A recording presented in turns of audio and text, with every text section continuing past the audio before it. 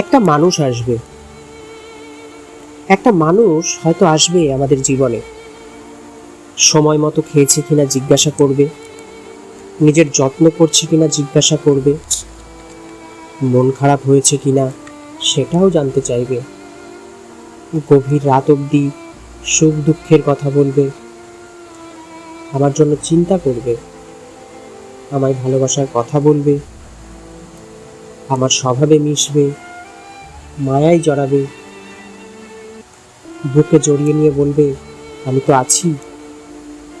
তারপর একদিন দুম করে সব মিথ্যে করে দিয়ে চলে যাবে।